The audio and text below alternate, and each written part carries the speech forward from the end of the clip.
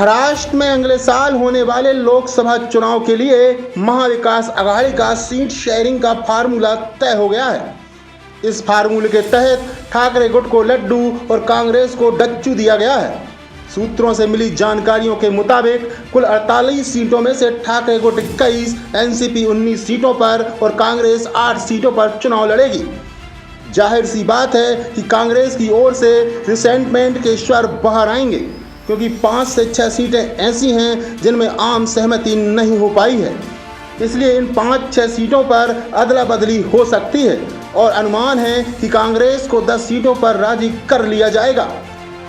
ऐसा होना इसलिए भी जरूरी है क्योंकि हाल ही में महाराष्ट्र में हुए विधानसभा के उपचुनाव और विधान परिषद के चुनाव में एमवीए के संयुक्त उम्मीदवारों को बीजेपी के खिलाफ मिली सफलता ने यह साफ संदेश दिया है कि अगर सत्ता में वापस आने का सपना देखना है तो तीनों को एक होना ही पड़ेगा।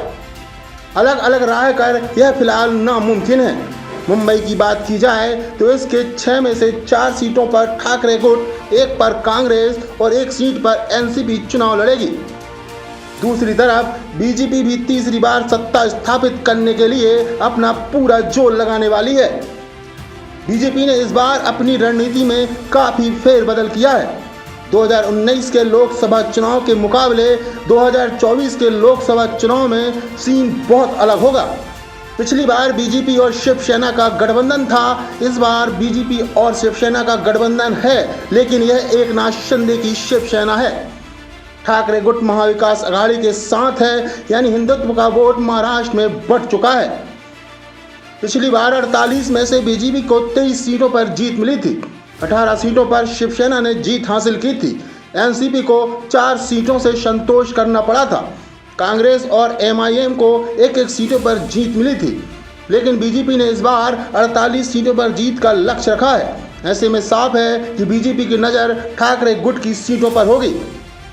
दूसरी तरफ ठाकरे गुट की सीटों पर कांग्रेस और एनसीपी का समर्थन हासिल होगा। इस बार जो नई चीज़ दिखाई दे रही है वह यह है कि ठाकरे गुट को बड़ी तादाद में मुस्लिम बाहुल्य इलाकों में भी लोग समर्थन करने आगे आ रहे हैं। ऐसा पहले कभी नहीं हुआ, यानी अब यह चुनाव हर पार्टी के लिए अपने अपने नज़रिए से खास है।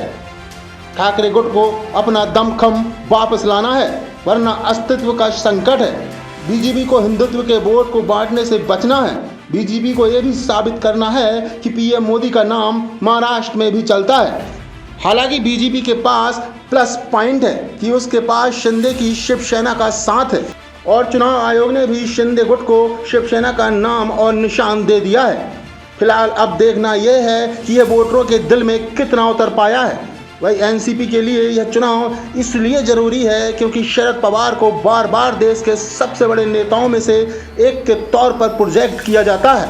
लेकिन सवाल यह है कि महाराष्ट्र के कुछ इलाकों तक ही सीमित रहने वाली एनसीपी पूरे महाराष्ट्र में अपना दम भर पाएगी। वहीं कांग्रेस के लिए यह सोचने वाला सवाल है कि क्या वह इस बार एनसीपी और ठाकरे गुट की ताकत को पाकर कुछ करके दिखाएगी या महाराष्ट्र में धीरे धीरे लुप्त हो जाएगी। फिलहाल ये तो अब आने वाला वक्त ही बताएगा। डेस्क रिपोर्ट, मुंबई महानगर।